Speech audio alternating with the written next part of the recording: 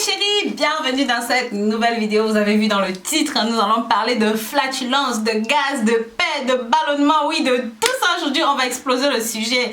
Donc voilà, si jamais vous êtes nouveau ou même encore vous êtes nouvelle, ouais, abonnez-vous ici, c'est par là que ça se passe. Likez, commentez. Pensez à partager ce contenu avec la famille, les amis, même les ennemis. Oui, il faut que ça touche tout le monde. Vous avez vu le sujet. D'accord? Voilà. Entre autres, pensez à jeter un coup d'œil sur le site rosemooneyfashion.com. Si vous ne le connaissez pas, c'est un site de produits naturels. Nous faisons de la cosmétique naturelle, des remèdes naturels. Voilà, allez-y, jetez un coup d'œil, des savons, des soins corporels, tout ce qui est bon pour le corps. Est-ce que vous vous êtes déjà posé la question de savoir, primo, pourquoi je pète et deuxièmement, pourquoi mes pets sentent mauvais? Tertio, comment s'en débarrasser? Dans cette vidéo, je vais vous présenter tout ça et je vais vous présenter bien entendu une solution naturelle. Alors, les pets malodorants pour la plupart du temps sont considérés comme le résultat d'une mauvaise alimentation. Par exemple, nous savons que si on mélange les œufs, le chou, le haricot, et ben le résultat c'est pouf! C'est Hiroshima et Nagasaki. Ça, tout le monde le sait. Mais parfois, vos flatulences peuvent signifier quelque chose. Ça peut signifier que vous avez des problèmes intestinaux, vous avez des problèmes de côlon, vous avez des problèmes de santé ou tout simplement vous avez fait un mauvais mélange. Nous allons décortiquer tout ça dans cette vidéo. En numéro 1, nous allons déjà commencer par l'alimentation.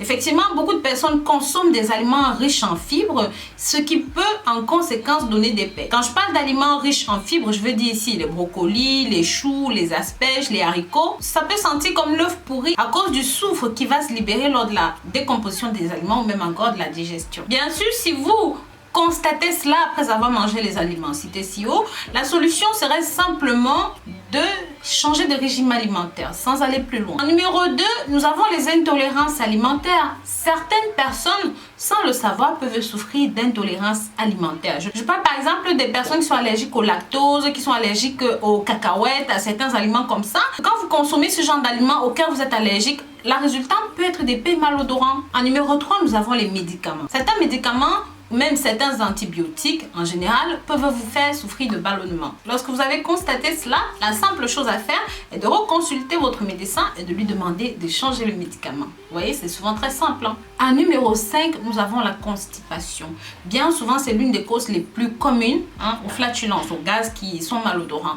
Donc moi ici, je vous conseille bien sûr de prendre des laxatifs doux, faire du sport, manger des fibres, manger ce qui peut voilà, dégager les intestins, les ananas, des choses comme ça. Il y a beaucoup d'aliments sur mes vidéos, vous savez ce que vous pouvez prendre pour vider le côlon. Donc n'hésitez pas, il y a le lin, il y a le lin, il y a le chia, il y a plein de trucs, il y a des mélanges d'ananas très simples qui peuvent vachement vous vider le côlon, nettoyer et au passage débarrasser des toxines. Donc si jusqu'ici vous aimez ce que vous entendez, s'il vous plaît, partagez pour que ça touche un maximum de personnes, mes très chers. En numéro 5, nous avons l'accumulation de certaines bactéries dans le tube digestif. Oui, il y a certaines bactéries qui infestent le tube digestif et qui peuvent au passage détraquer le bon fonctionnement de votre système digestif et au passage on aura des flatulences, de la constipation. Franchement, quand vous avez ça, il n'y a pas 1000 solutions. Il faut consulter votre médecin pour qu'on vous fasse déjà un test et voir si c'est ça et pouvoir vous prescrire certains médicaments en conséquence. En numéro 6, ce qui fait le plus peur et ce dont je voulais parler dans cette vidéo, pour moi c'est le plus important, c'est le cancer du côlon. C'est l'une des causes les plus rares, mais ça arrive souvent. Il faut dire que ça touche à peu près 6% de la population. En fait, ce sont des petits polypes ou même des petites tumeurs qui vont se former le long du tube digestif. Avec une simple coloscopie, on peut vérifier cela. Et dans ce cas, vous prescrivez une chimiothérapie, mais il ne faut pas attendre trop longtemps, sinon après ça se complique. Maintenant, à partir de quel moment est-ce que vous devez vous alarmer?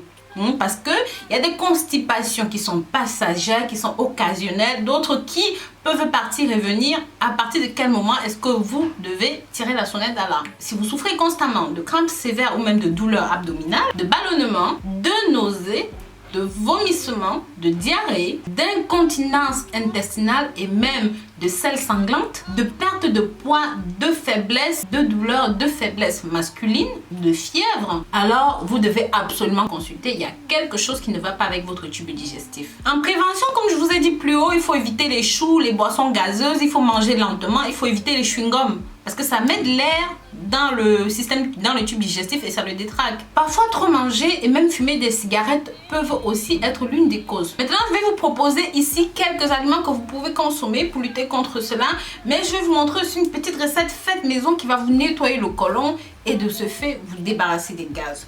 Pour ceux qui n'ont pas le temps de préparer quelque chose d'intéressant, vous pouvez utiliser de la menthe poivrée. J'en ai parlé dans beaucoup de précédentes recettes. La menthe est tout simplement exceptionnelle pour le corps. Buvez une tasse avant chaque repas pour de meilleurs résultats. Vous pouvez aussi prendre un thé à la camomille, c'est comme vous le souhaitez. Après, il y a le charbon actif, il y a le vinaigre de cidre de pomme.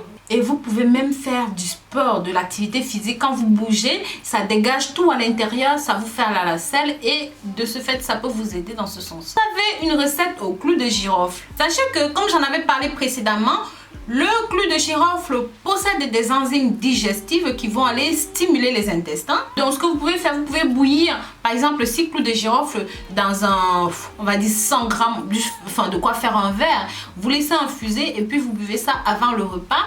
Et ben, ça va tout simplement préparer ce qui va arriver après. Maintenant, si vous n'avez pas des clous de girofle, vous pouvez prendre son huile essentielle et mettre environ 2 gouttes dans un verre d'eau chaude. Vous laissez refroidir et vous buvez avant chaque repas.